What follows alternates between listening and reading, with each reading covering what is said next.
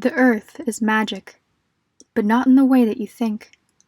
You've heard tales of huge redwood trees and thought, that must be the most magnificent tree ever sprouted. But you'd be mistaken. The Coffin Tree is.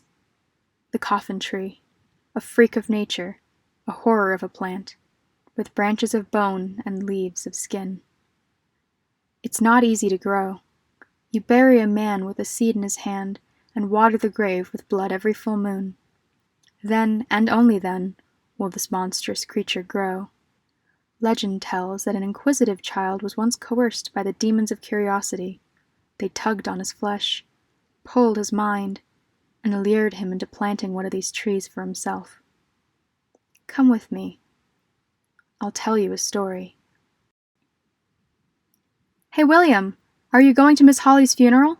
Linda shouted across the schoolyard. William was a small, red-headed boy.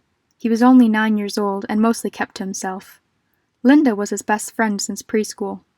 Miss Holly was the first-grade teacher, who had recently died of polio. I might. I wonder if they'll give her a seat.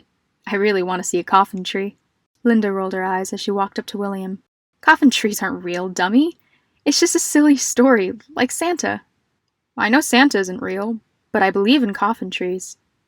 I want to see one, William protested. Linda snickered. Miss Holly's family isn't going to give her a seed.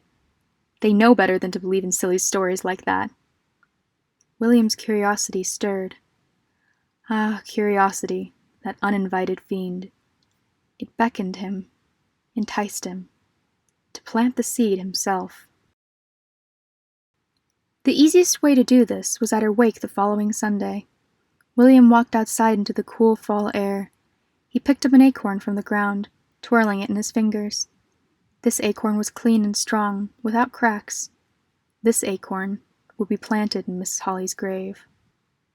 The day of the wake arrived. The line to view the corpse snaked around the church. More people came to her wake than they had to her wedding. Amusing, how humans care more for someone when they are gone. William worked his way through the serpent-like line of longing. Finally, William walked up to the coffin.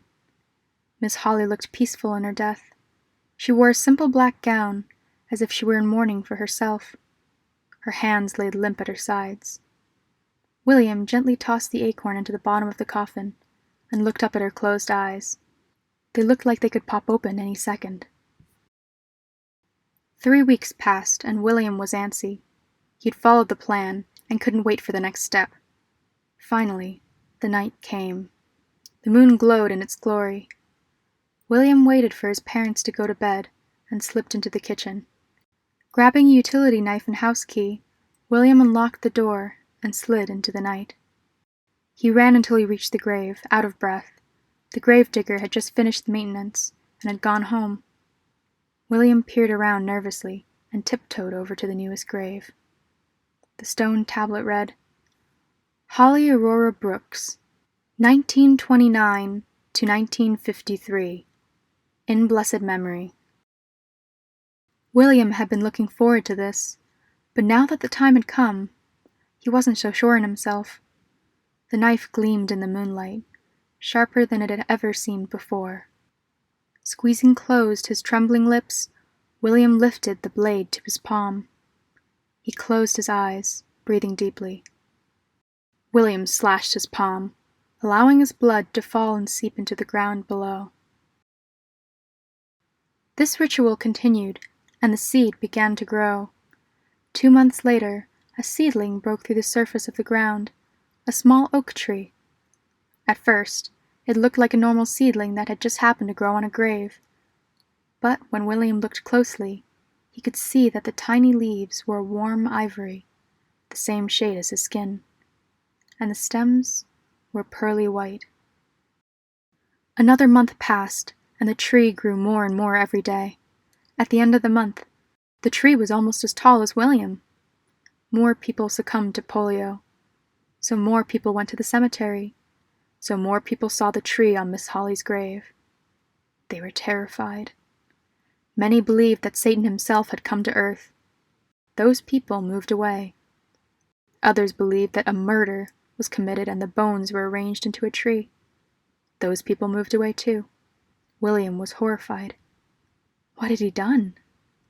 Half the town had left because of him. Remember, dear reader, this is only a legend I tell to those with prying eyes. This is only a legend, as nothing ever happens in Fox Hollow.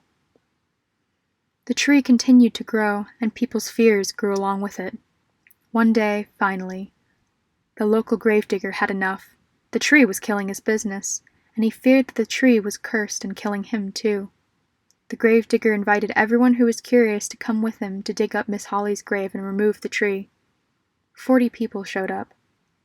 The gravedigger dug for hours around the trunk until he reached the roots of a tree. They were stuck inside Miss Holly's coffin. The gravedigger opened the coffin. There was nothing inside except for a few roots and a piece of acorn shell. Miss Holly was gone.